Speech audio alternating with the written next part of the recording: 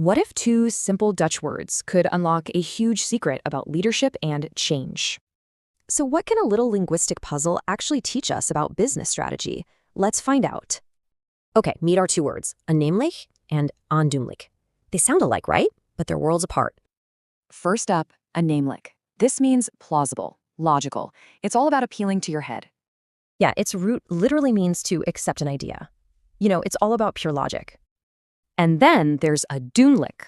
This one is totally different.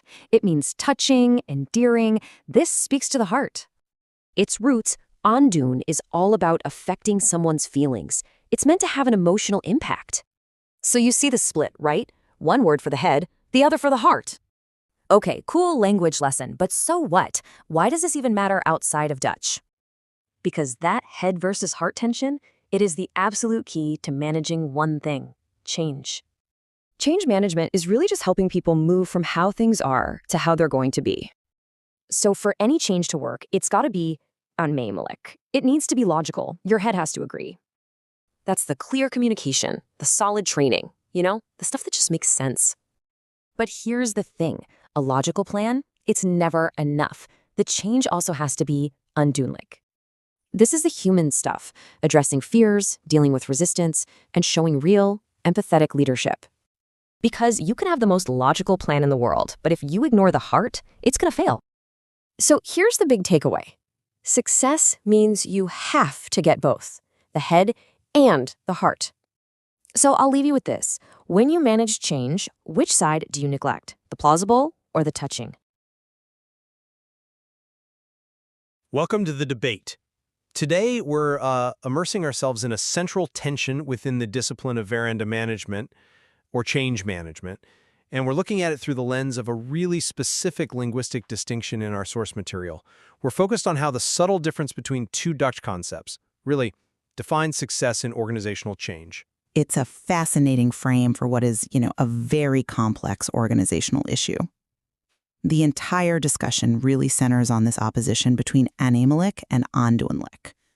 One term speaks to plausibility, to intellectual acceptance, while the other addresses, emotional resonance and impact.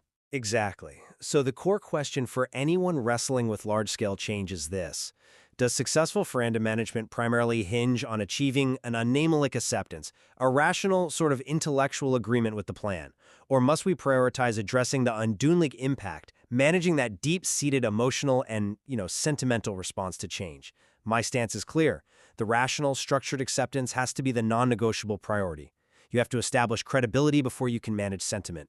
And I'm going to argue that while, yes, structure is necessary to define the destination, it's the skillful management of the emotional impact, the aandoenlijk side, that really determines if that change lasts.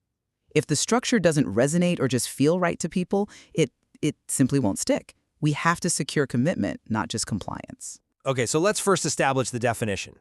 Change management is, by definition, a gestructureerde aanpak, right? A structured approach. It's designed to systematically move an organization from point A to point B. This is a fundamentally rational imperative. The term aannemelijk itself means plausible, acceptable, or credible. It comes from a verb meaning to accept or to assume, which points to an intellectual process. So successful change has to rely on providing an aannemelijke acquiring a justifiable, credible explanation for why things have to change.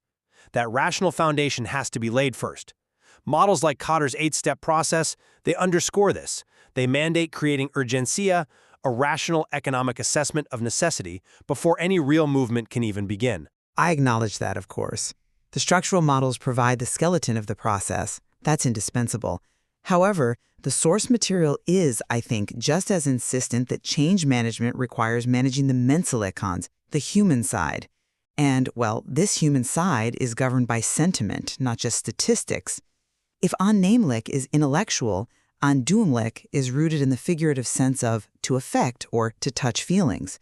The friction in these projects, it isn't created by a gap in a logic diagram. The crucial point of failure happens when the change does something to people, when it affects their job security, their routine, their comfort. So the success of any structured plan really hinges on navigating those emotional responses. We see this focus in a model like ADKAR, where the required sequence starts with awareness and knowledge, which are the annehmlich parts, but it immediately pivots to desire. And desire is a purely motivational, emotional aspect. Let me just strengthen my argument on prioritization there. Consider the role of formal leadership. The function of leadership and sponsoring is to provide exactly that, systemic credibility.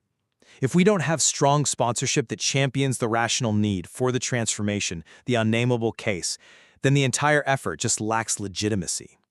The communication phase, which is, often overlooked, is where we convey the economic reasons, the competitive threats. If that message isn't logically sound and robustly supported by data, the change is just deemed implausible. You can't effectively manage emotional resistance to a plan that the organization is already on a rational level deemed nonsensical. The head must accept the mission before the heart can commit. I have to disagree on that prioritization because it fundamentally misses where organizational inertia truly comes from. Your view seems to suggest that resistance is a rational rebuttal to a poorly framed argument. Well, not entirely, but But the reality of Weerstand-Beheeren, managing resistance, it shows us that it's a protective mechanism. It's an inherently emotional response. Resistance is often about the grief of losing the old way, the fear of inadequacy in the new system. We're managing people who understand intellectually that the market dictates a new supply chain system, but who are emotionally just exhausted by the disruption it causes. That reliance on raw data fundamentally ignores the challenge of internalizing it. Which I think leads us directly to our first real tension point, the distinction between rational acceptance and emotional effect. If the change plan is so robustly annehmlich, why does resistance still cripple projects that are, on paper, logically sound? I would argue that the primary cause of failure is often not the presence of emotion, but the annehmlich, the implausible nature of the implementation itself. Let's go back to that distinction. If I present a compelling business case for a new cloud accounting system, it saves 30%, it reduces fraud risk, that is a credible, annehmlich explanation. Now, if that system fails, it's probably not because employees disagree with saving money. It's because the training was insufficient, a rational failure of ability, or the platform itself is buggy, which is a failure of the structural plan. If the plan is flawlessly executed, the resistance, which, yes, is emotional, gets managed because the employee sees the plan working. The leader's credibility, that annehmlich foundation, is what allows the system to be angenommen, or accepted, in the first place. But treating emotional labor as just supportive is, I think, a huge risk. You're minimizing the core barrier to change. If annehmlich acceptance, just receiving the theory into the mind, was enough, then awareness and knowledge would instantly lead to implementation. But they don't. A manager might intellectually accept that her team needs to be leaner, but she still dreads the layoffs because of the emotional fallout, the handling aspect of it all. The moment that fear, that emotional cost, exceeds the theoretical benefit, the whole project stalls. I maintain that the deepest failures aren't due to a lack of information, but a failure to secure the desire to act on that information. And that is purely a function of emotional management. I see the challenge of securing desire, but I would frame it differently. Desire is often a fluctuating state, it's contingent on current feeling. Organizational change, however, requires systematic, non-negotiable movement driven by rational imperatives, like competition. If we prioritize an individual's emotional readiness, we risk setting a pace that's just too slow for the market. The leader's job, and the project's integrity, is to make the urgency so rationally compelling that emotional inertia becomes a professional liability. The structure must be so robust that it compels behavior, which then eventually shapes a positive emotion. The problem is that compliance only gets you so far. And that tension naturally leads us to our second point, prioritizing the human side versus the structural model during the actual implementation. You rely on the frameworks, Cotter, Lewin, as proof that structure leads, but those structures have to be built on human commitment. They are frameworks precisely because they prioritize systemic logic. The implementation steps are designed to create the logical conditions for change. Lewin's unfreeze stage, for example, is all about showing the rational dangers of staying put. If the structural implementation itself, getting the right coalition, designing the right processes, is inefficiently doorgevoerd or implemented, then the emotional work becomes completely irrelevant. A poor implementation makes even a necessary change onaannemelijk. You just cannot have emotional commitment to a malfunctioning process. I come at it from a different way. We have to look at the back end of these models. If the structural model was truly enough, there would be no need for Lewin's refreeze stage or ADKAR's reinforcement. Why do organizations slide back into old, inefficient habits? It's not because the rational case for the new system suddenly vanished. It's because the old way was comforting. It was emotionally familiar. Backsliding is purely an emotional and habitual problem. If the new way of working is onaandoenlijk, unaffecting, or worse, emotionally abrasive, employees will find workarounds. They'll share old spreadsheets, and they will destroy the integrity of the implementation from within. But those old habits only persist if the new structure is poorly designed or inadequately enforced, which again circles right back to a failure of the anemic mandate. If the new processes, the new metrics are firmly established, if the structure dictates the form, then function becomes the new reality. We have evidence suggesting that change succeeds when it's institutionalized. We are talking about system change here, not personal therapy. If the new reality is rationally and structurally imposed, the individual's emotional state simply has to adapt. That perspective assumes that human effort is infinitely compliant. The complexity requires us to recognize that managing the emotional state, the do and root, ensuring the change positively affects the workforce, is what ensures the structure persists. When the project mandate ends, what sustains the change? It's the individual's internalized feeling that the new way is better for them, not just for the corporate balance sheet. If the culture is aandoenlijk to the new process, meaning it touches them in a positive way, then the structure becomes self-sustaining. Which brings us sharply to our final point of contention, defining enduring success. Is success just intellectual acceptance leading to operational functionality? Or must it be defined by deep emotional commitment? I'd argue success must be defined by commitment. The anomalic focus covers awareness and knowledge, the rational steps. If I know the reasons and I know how to use the new system, I've fulfilled the rational requirement. But lasting success requires desire and reinforcement from aandoenlijk. Desire is the willingness to participate. Reinforcement ensures the behavior continues without someone looking over your shoulder. These two components relate directly to the emotional domain of aandoenlijk. If the system doesn't personally resonate, compliance is fragile. We want to move from temporary obedience to genuine internalization. I'm just not convinced by that line of reasoning because you risk equating operational success with job satisfaction. Organizational needs are driven by existential, rational imperatives, survival, market share. The change must be accepted as an undeniable organizational fact. If a new system is necessary to avoid regulatory fines, the rational imperative has to override the emotional comfort level of an employee. Furthermore, the required positive emotional response often follows the successful implementation of the rational structure, not the other way around. Let's look closely at ability in 8AKR. Ability is fundamentally rational and skill-based. Can the person do the new tasks? If people are given the training and tools to successfully execute the new processes, the anomalic elements, they gain competence. Competence breeds confidence, and confidence is a positive sentiment. Functionality precedes and ultimately dictates sentimentality. But who decides to leverage that ability to its fullest? That decision point, the willingness to embrace the new system when no one is watching, to innovate around it, that is commitment, and that is aandoenlijk.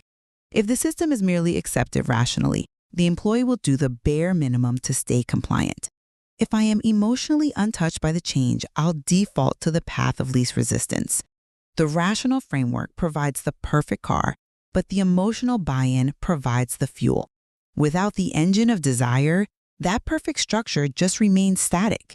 We have countless case studies of highly functional, logically superior systems that were abandoned because of low user adoption, a clear failure of the aandoenlijk side. And low user adoption often stems from friction points in the system's designer implementation, which, again, is a failure of the unnameably element. The structure was flawed. The sponsor's role is to ensure the urgency remains high enough and the structure remains functional enough that staying idle is rationally unacceptable. We have to prioritize the systemic health of the organization over individual comfort. And my position remains that in the long run, individual comfort, the emotional state, is the only sustainable guarantor of systemic health. If the structure oppresses the human side, the structure will eventually fail.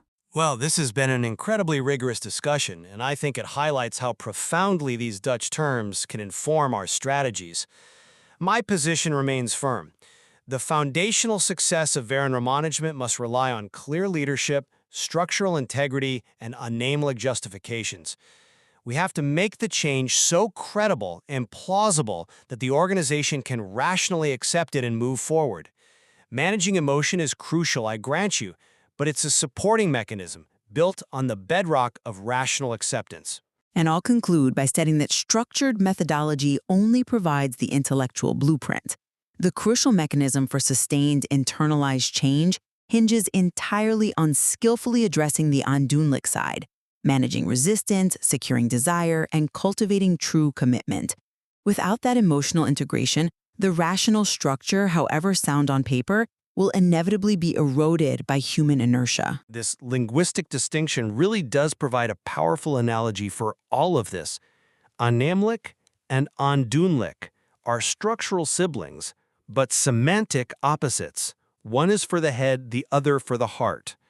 An effective change requires grappling with both, the rigorous logic and the deep emotional reality of the transition.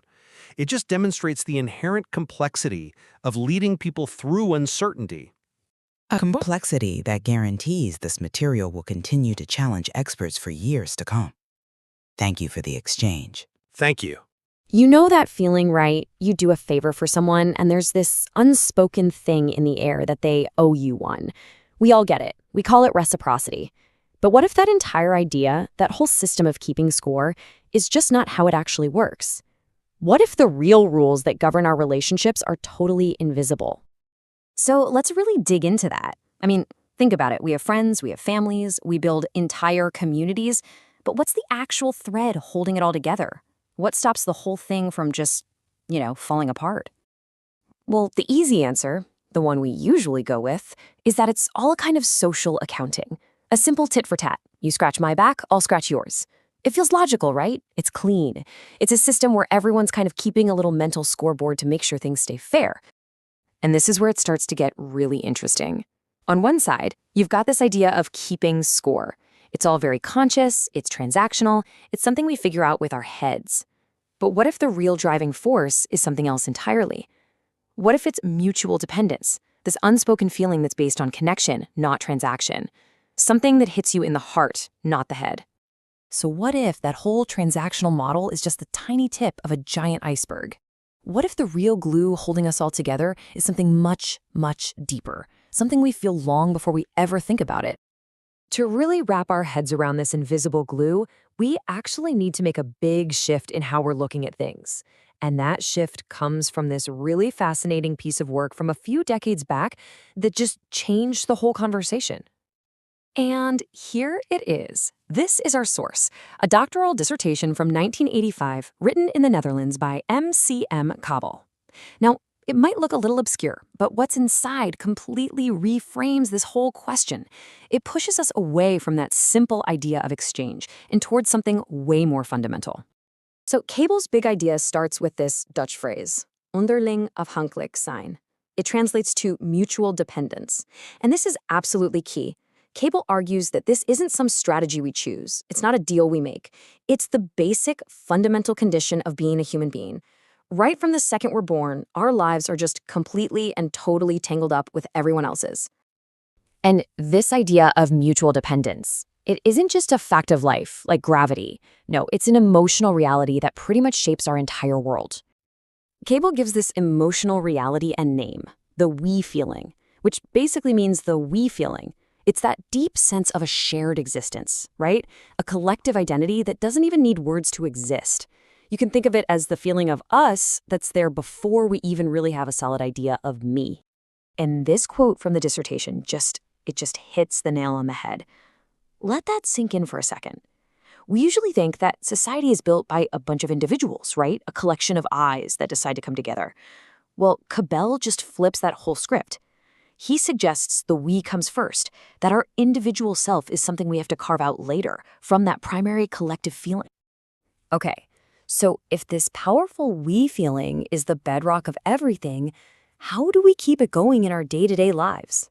Well, the answer is kind of weirdly simple. We do it by not doing something. This brings us to another brilliant concept, van zelfsprekendheid, or taken for grantedness. This right here is the engine that makes our social lives run. It's all this stuff we just do without thinking about it. Stopping at a red light, saying hello when you pick up the phone. It's this shared reality that we all just accept, no questions asked. And this leads to a really powerful and kind of counterintuitive idea.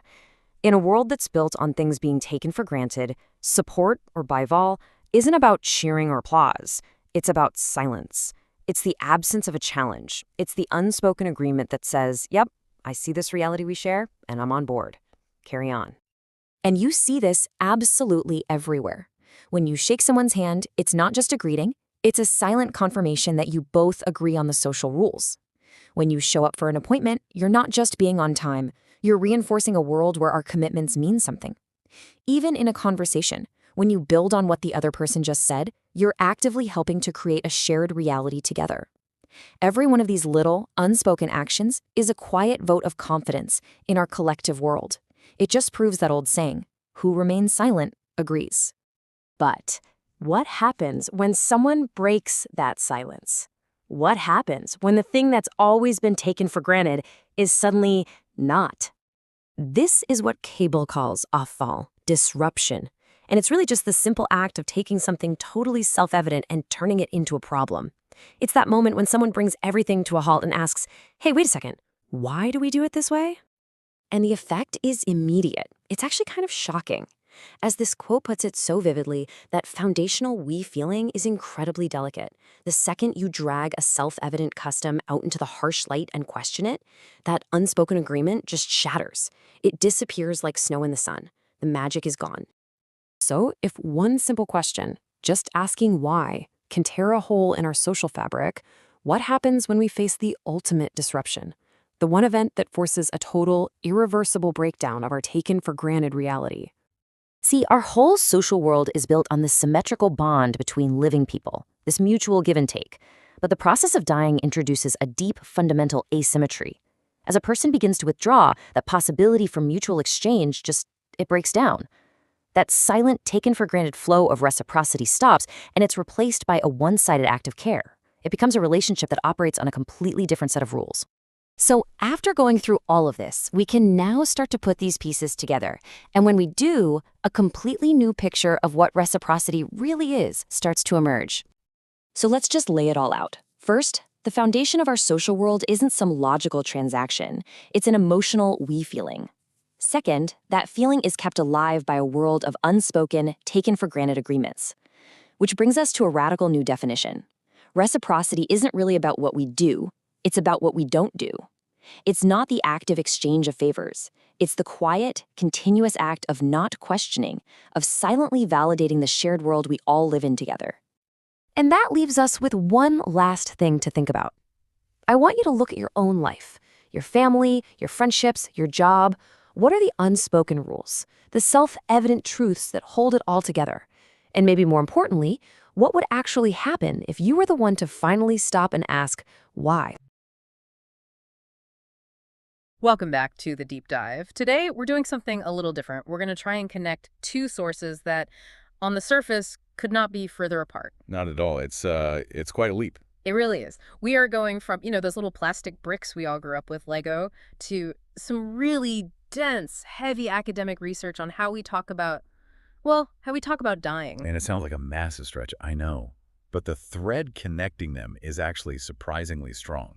and that thread is structure. Right. So on one hand, we've got this very accessible, very physical structure that people are using to, ground themselves, to find a little bit of calm. And on the other, we're diving into the deep end. We're looking at the invisible, unspoken sociological structures, the norms, the rules that guide us through life's most challenging moments, specifically the end of life. So the first source is all about this trend of Lego for adult wellness. It's very modern, very tangible, a solution for a very 21st century problem of mental overload. And then we have this, this incredible document. It's a doctoral dissertation from the Netherlands, defended back in 1985 at the Catholic University in Nijmegen. Right, by a researcher named Michael Christianus Maria Kabel.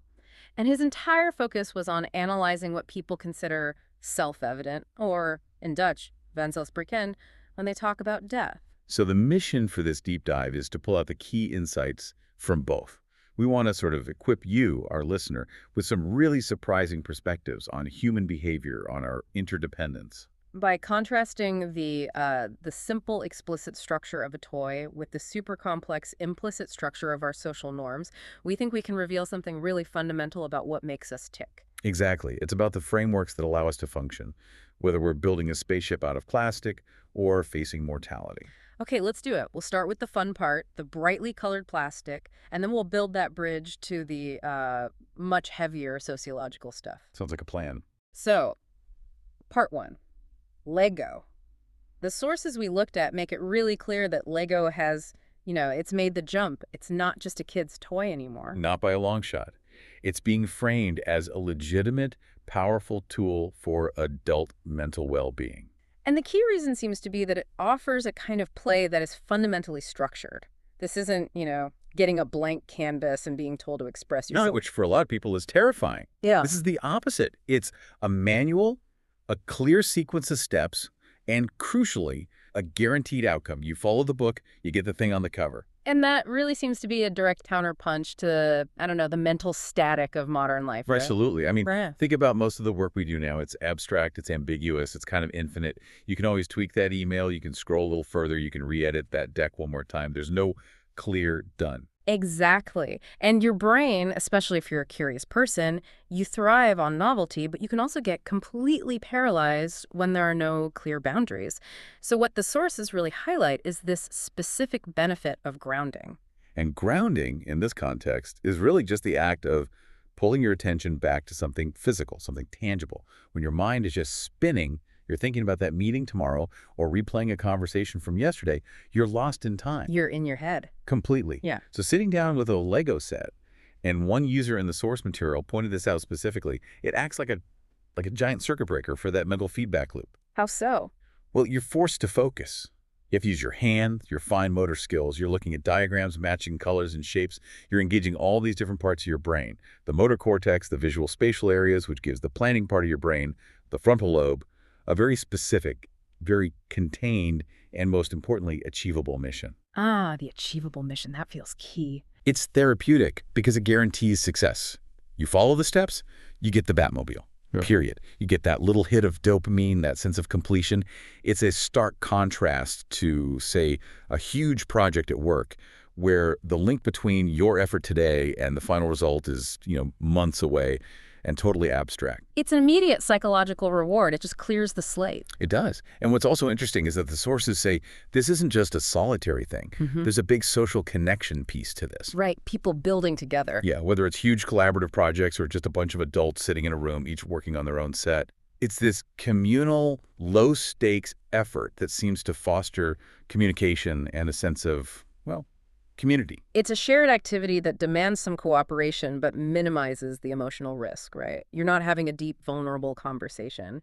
You're asking, hey, can you pass me the 2x4 blue piece? Exactly. And if you think about the psychology of that, the social interaction is protected by the structure. The focus is on the object, the bricks, the model. Not on any baggage between the people building it. The instructions provide the script, so the interaction flows smoothly. And that right there, that's our pivot. That's the bridge. We're talking about using an external, reliable, explicit structure, a Lego manual, to manage internal mental chaos. So now let's jump into the deep end. What happens when we have to rely on an implicit, unspoken, internal social structure, what the dissertation calls the self-evident, to manage a different kind of chaos, like death? It's a perfect transition. Because that simple comfort of knowing that piece A clicks into piece B, that is a perfect miniature version of the profound societal comfort we get from knowing that social action X will lead to expected social reaction Y. And if piece A doesn't fit, the model falls apart. And if action X doesn't lead to reaction Y, the social framework falls apart.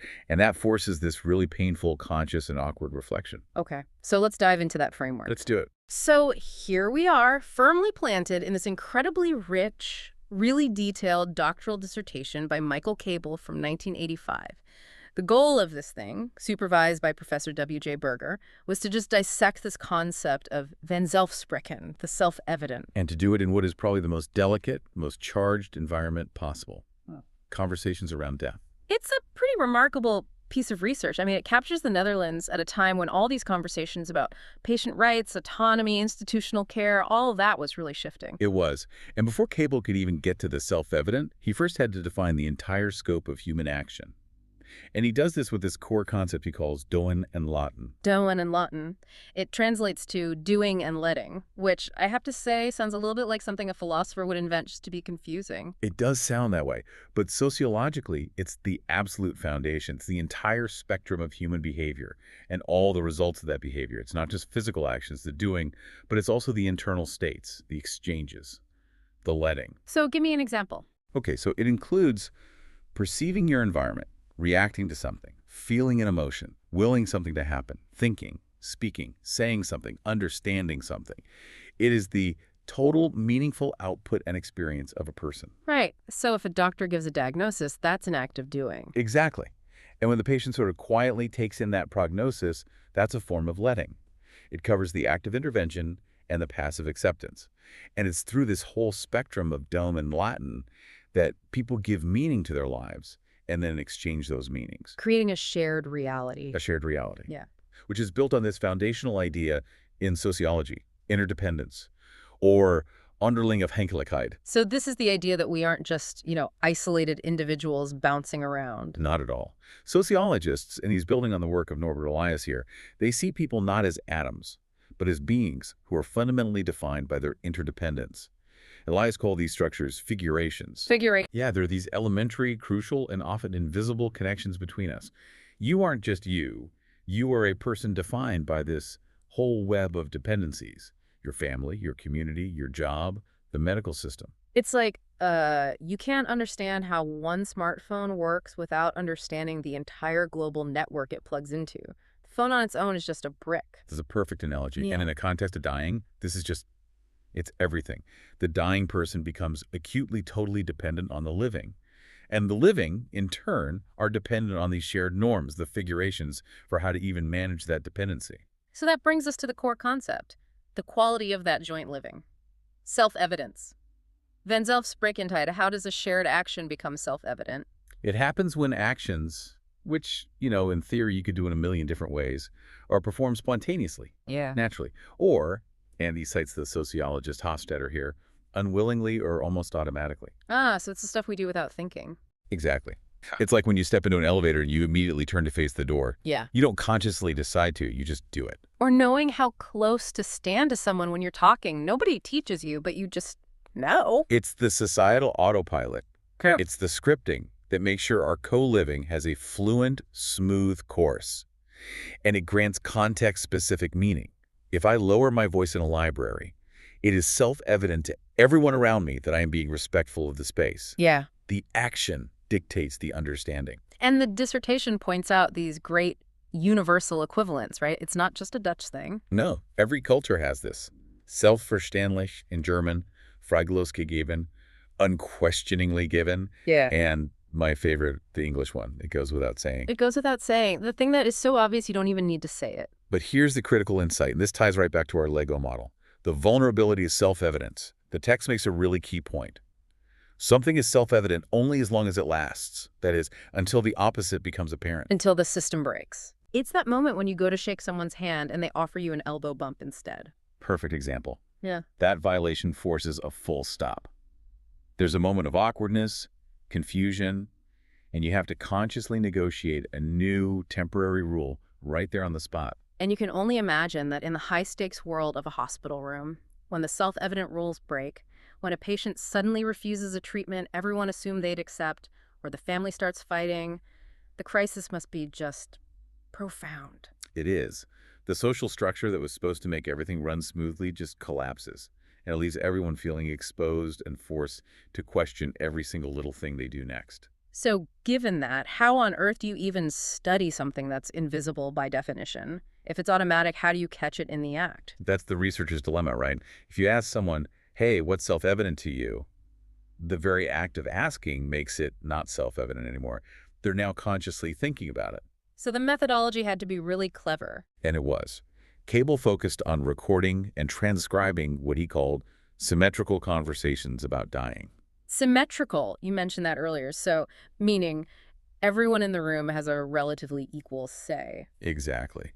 Even though the talks often involve professionals like doctors and nurses discussing patients, the dynamic in the room itself was balanced. It wasn't a top-down lecture. This was key to getting at their shared collective understanding, not just one person's directive. So he gathered these groups, caregivers, district nurses, doctors, pastors, and just got them talking. Yes, and sometimes family members too, although he found the professional groups gave him richer data because their self-evident structures were more, standardized. They all drew from a shared well of routine experiences with death. And he kept the group small. To a maximum of 4 people. That was a practical choice, just to make sure the transcriptions were clear and you could actually track who was saying what, who was asserting the rule in the conversation. So the goal was just to listen for the specific, the linguistic tells, the little bits of scaffolding they use to build and maintain their shared reality. Precisely. And he broke those indicators down into 2 main types. The first were the really easy ones to spot. The content-independent indicators. These are basically just specific words. Yeah, they're the linguistic shortcuts. They're the words that basically signal, we all agree on this, so let's move on. Like what? The use of words like naturally, vanzelfsprekend, self-evident, inderdaad, indeed, and uiteraard, of course. Ah, okay. So if a doctor in one of these conversations says, it is naturally that we increase the morphine at this stage, he's not actually defending the decision. He's asserting that the decision is part of the shared, unquestioned professional playbook. It's a verbal cue that says no justification needed here. It's the sound of the social script running perfectly. Now, the other indicators were much more subtle. They were the context-dependent indicators. And the first of these was the use of stories or examples. Wait, how is telling a story a sign of something being self-evident? That seems counterintuitive. It does, but think about why they tell the story. These anecdotes, or cases as the professionals call them, they're used to reinforce an already established shared belief. The story becomes a kind of social proof. Okay, unpack that. A doctor might say, I had a case last year, very similar. The family wanted everything done, but the patient was exhausted. We held a meeting, explained the situation, and focused on comfort. It was the right call. He's not telling that story just for entertainment. He's using it as a template. He's saying, my handling of this past situation confirms our shared belief that comfort should eventually override intervention. This is how we do it. Exactly. It confirms the professional code. Now, the second indicator tells us where that code breaks down. Questions. Because a question is a sign of uncertainty. A question signals the boundary of the self-evident. It forces the topic to become a problem that needs to be solved. When a nurse asks, but how do we handle it when the family's wishes directly contradict the patient's living will? That question only exists because the correct path forward is not self-evident in that moment. Questions are what you need to rebuild the structure after it fails. Precisely. And then there's this final, fascinating linguistic detail, the really fluid use of the pronoun je, which in Dutch can mean you. How does that play in? Well, this is one of the most brilliant little insights in the whole study. The researcher noticed that speakers would just glide between ik, which is at, and je, which can mean you specifically, or a more general one, or people. So they generalize their personal experience into a universal rule. Without even trying. It's amazing.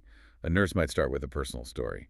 I had a really hard time on the night shift last week. It was so difficult to see the patient in so much pain. Okay, that's personal. Then they shift. But then you realize that, the pain is just part of this final phase. And then they might conclude, check, people just have to find a way to manage it. Wow. So they just linguistically elevated their personal feeling of exhaustion into a universal, self-evident professional norm.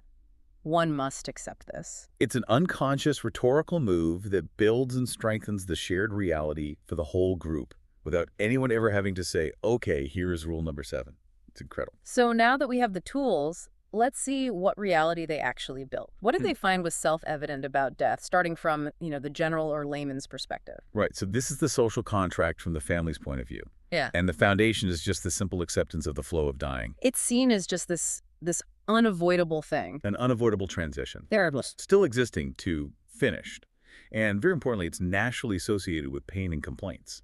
That expectation of suffering is a really crucial piece of the puzzle. Why is that so important? Because if it's self-evident that dying involves suffering, then it becomes equally self-evident that the act of dying should not be prolonged unnecessarily.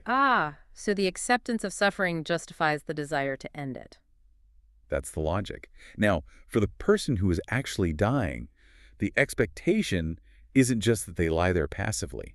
The role of the dying person is an active one. What are they expected to do? It is self-evident that they should be actively occupied with their death. They're expected to do some of the emotional work of, accepting it, preparing for it. And the people around them have a role, too, to keep in touch. Contact must be maintained. You should, when it's possible, talk about the dying process. But the source material shows this is really complex. There's a fine line to walk. A balance. A balance, yeah. Some dying people, they talk about nothing else, and that can be overwhelming. Others, they seem to accept it, and they continue to show interest in daily life, asking about letters, who came to visit, what's happening in the neighborhood. The self-evident rule seems to be a kind of flexible engagement. They just shouldn't shut down completely. And overwhelmingly, the ideal place for this to happen is at home. Overwhelmingly. People want to die in their own bed, in their own room, surrounded by their own things, with their family. It is an incredibly powerful cultural script. It frames the end of life within a lifetime of personal history and love. Which makes the hospital feel, alien? Fundamentally alien. Right. Because the hospital is the place you go for intervention, for healing. Its entire purpose is to reverse the process that the person at home is trying to accept. And that cultural ideal of dying at home, it places this huge self-evident burden on the family and the survivors. The family has to be there. Not just for emotional support, but for really practical reasons.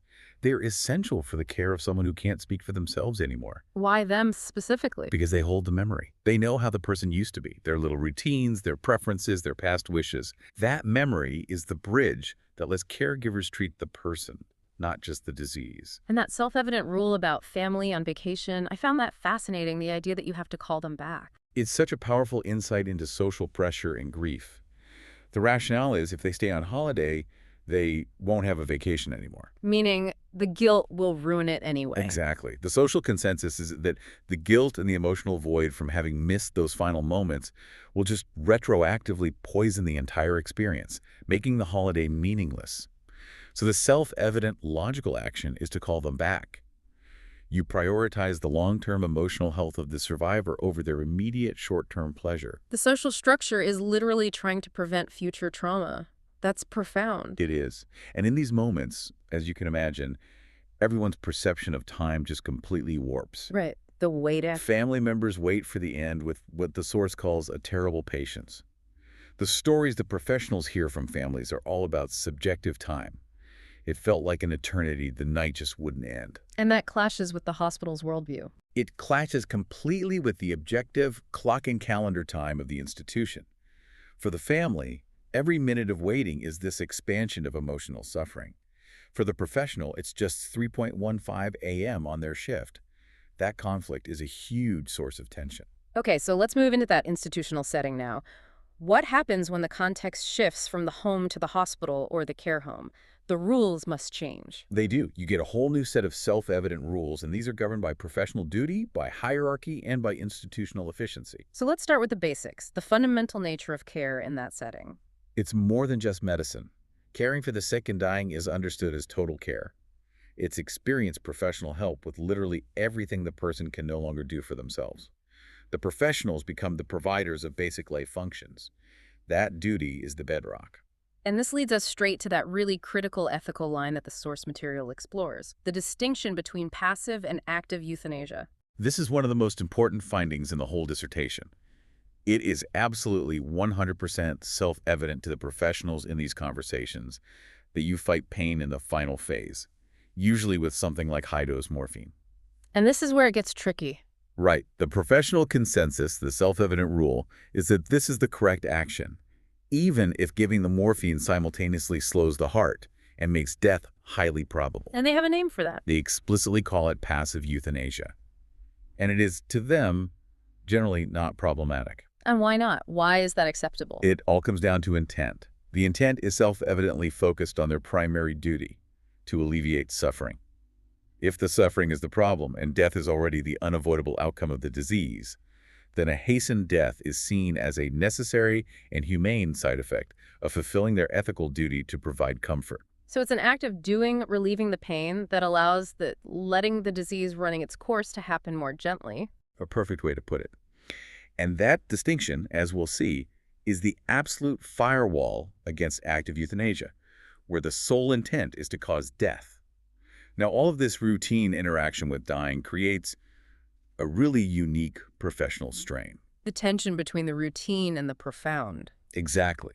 The professional knows they have to follow their self-evident routines to get through the day, but they are dealing with the single most unique and profound event in another person's life. And the sources say that feeling every death intensely is just not survivable? It's not. The professional structure, to protect the caregiver, requires them to find a way to experience it differently intensely. They have to compartmentalize. They rely on their routines, their gallows humor, their generalized rules, just to maintain their own sanity and functionality. It's a necessary emotional distance, a self-evident requirement of the job. It is.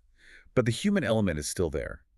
They mentioned seeing the deceased person's belongings in the room afterwards, and that can still trigger a memory, a flash of the individual, ah, yes, that person. And within this institution, there's a very clear hierarchy. The role of the physician. The doctor is the conductor, the dirigent. They take the decisive word, they set the tone, they guide the process. In a hospital, the institution of science and intervention, that hierarchy is self-evident. Everyone else follows the structure the doctor imposes. And that structure includes a self-evident duty about telling the truth. A very strong one.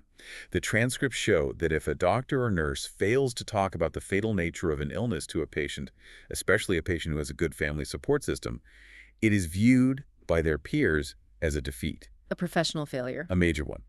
The self-evident duty is transparency. To fail at that is to undermine the whole structure of trust and care. It's so fundamental that they say a medic who can't handle these conversations should probably find another line of work. This high bar for emotional and communicative skill is itself a core professional norm. It's non-negotiable. And that clear medical leadership then creates a defined space for others, like the clergy, to step into their own pastoral role. The pastor as a complement to the physician. Yes, they often have a central function right alongside the doctor, especially if the medical team gives them a heads up early enough.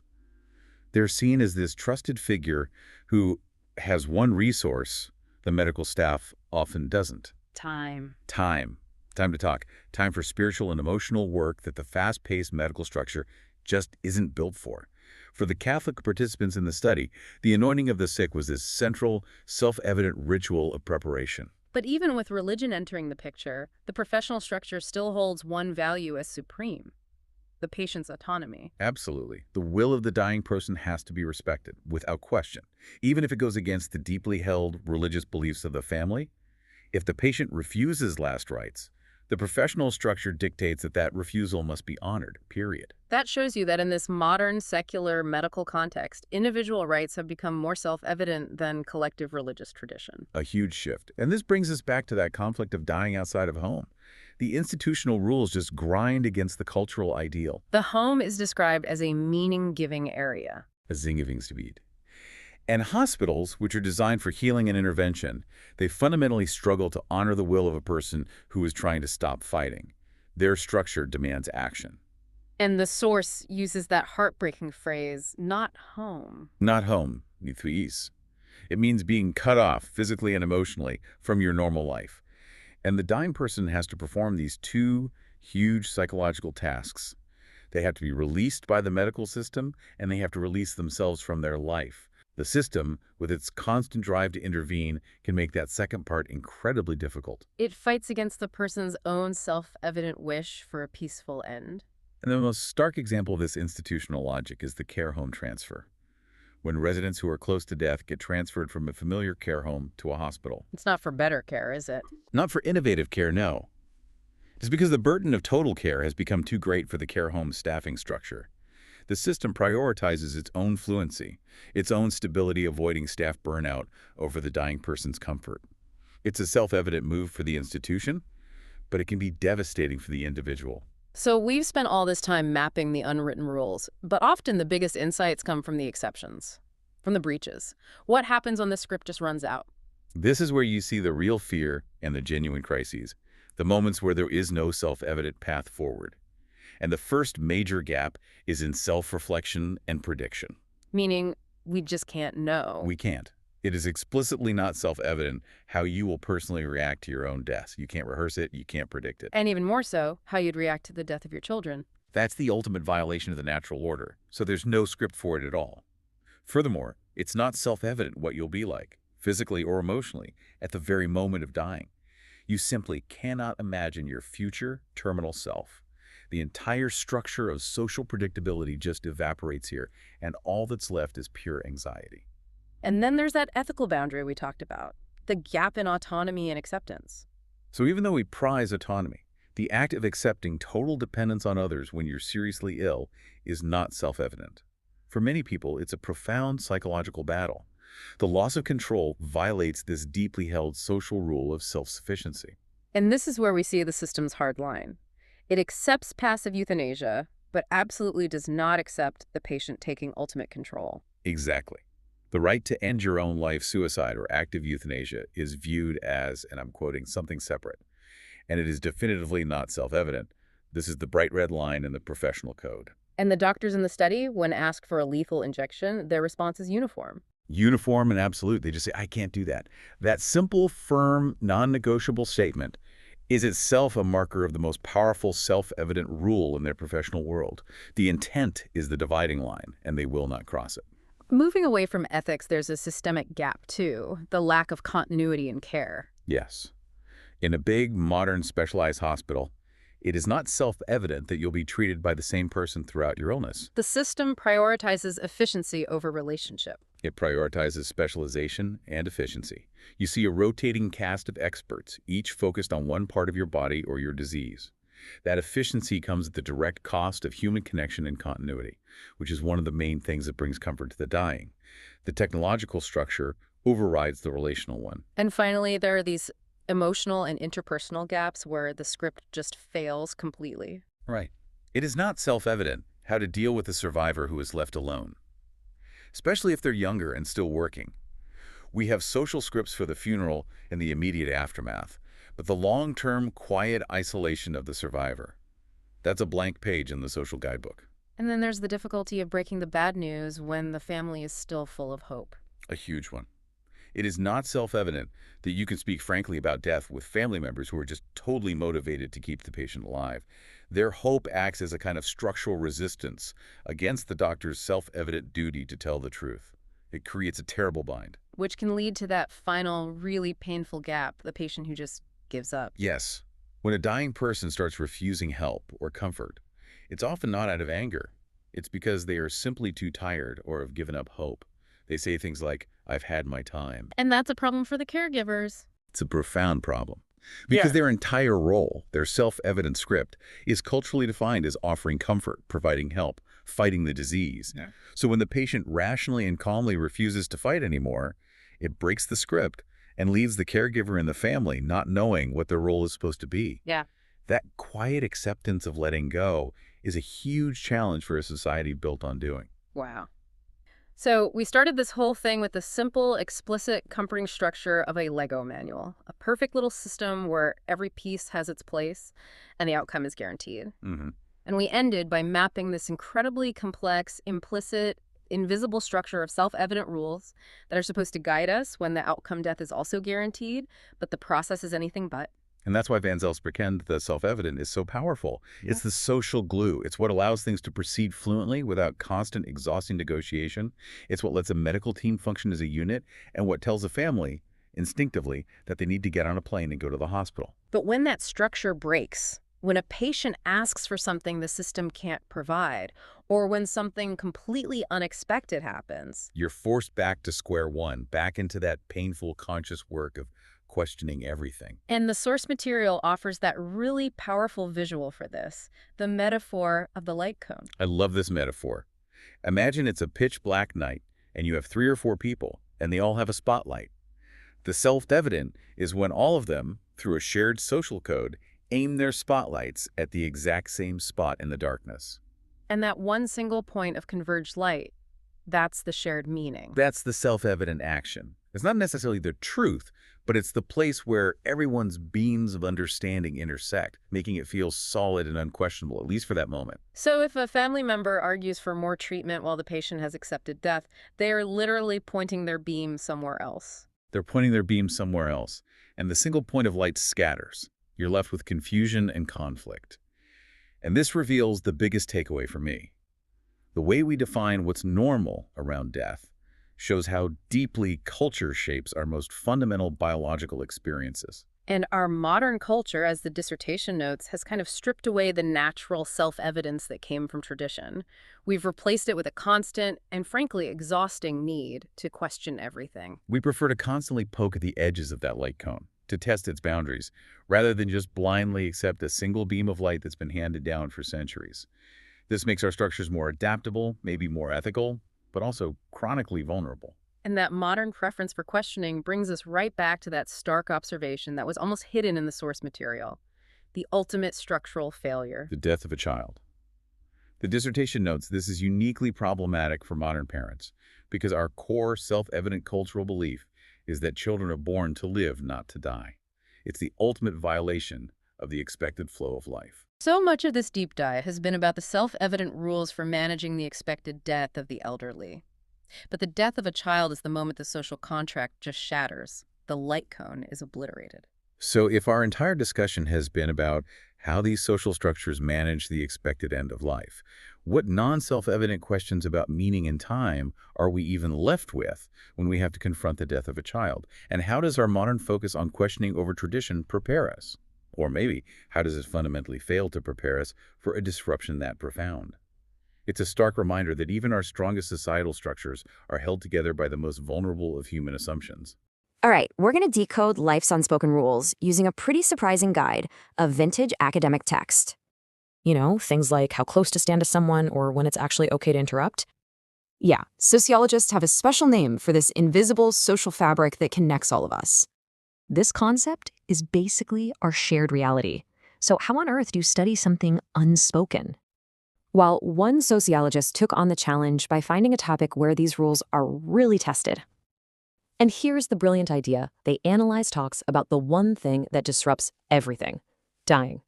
Because when that self-evident world breaks down, you can finally see the rules holding it together. I mean, some rules are just universal. It's self-evident that pain has to be fought. But the research found this amazing split between what's just assumed and what actually gets debated. These conversational tics show how we're constantly and unconsciously reinforcing society's unspoken rules. Now, what's really wild is that these self-evident truths, they're not timeless at all.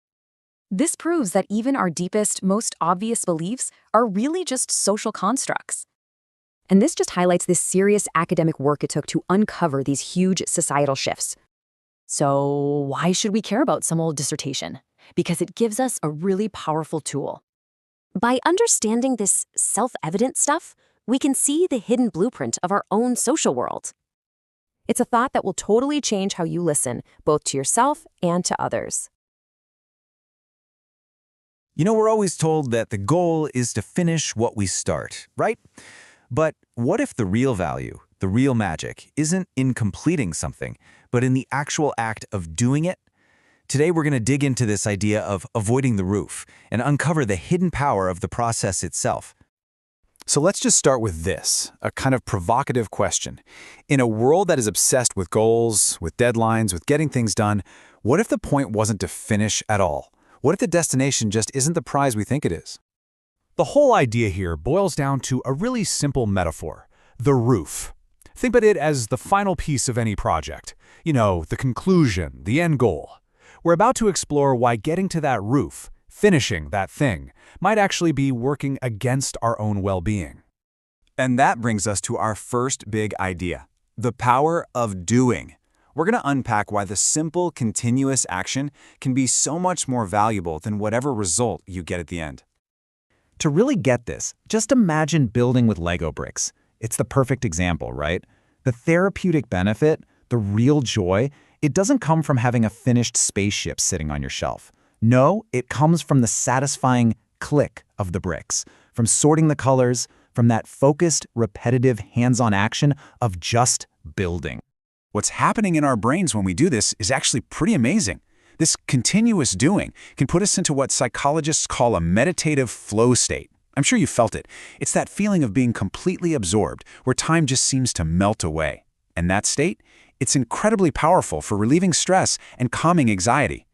So you see, it creates this really powerful, positive cycle. You do something, you get into that flow state, and you feel better for it. But this cycle has a weak spot. The second you reach the roof, the moment you finish the task, boom, the cycle breaks, the building stops, and so do all those good feelings. All right, let's take this a little deeper, because this idea builds into a whole philosophy, and it's actually illustrated perfectly by a couple of concepts from the Dutch language. This is where things get really interesting. The two words we need to get our heads around are bijval and afval. Now, they might sound a little similar, but they represent two completely opposite ideas that get right to the heart of why we should sometimes, just avoid building that roof. Let's break this down. Bijval, that's the process. It's the good stuff, the constructive, rewarding act of doing. It's the continuous engagement that actually supports our well-being. Now, afval, on the other hand, well, it can be translated as waste. It's the finished thing, the static outcome that, once it's done, doesn't really offer that active therapeutic benefit anymore. It just kind of sits there. And this right here, this brings us to the core principle. The goal isn't just to build, it's to stay in the state of building. It's about focusing on that beneficial process, the bijval, and intentionally avoiding letting it turn into a static, finished thing, the afval. So how do we take this metaphor about Legos and Dutch words and actually apply it to our lives? Well, that brings us to our final section, seeing the journey itself as the entire point. This whole philosophy is wrapped up in another brilliant Dutch concept, doen en laten. It literally means something like doing and letting be, or acting and refraining. It's all about finding that perfect balance in how we behave. So how does this work in practice?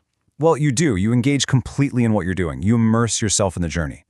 But you also practice latent. You refrain. You let it be. You actively fight that urge to just rush to the finish line because you understand that the real value, it's being extracted right here, right now, from the ongoing practice. And that really is the ultimate takeaway here. It doesn't matter if it's a hobby or learning a new skill or even parts of your career. The biggest, most profound benefits for our mental health often come from the messy, imperfect, ongoing process, not the neat and tidy ending. So I'll leave you with this to think about. Look at the things you do every day, the projects you're chipping away at, the skills you're trying to learn. In your own life, what roof might actually be more valuable if it was just left unbuilt? What process is so good for you that maybe, just maybe, it's worth never finishing?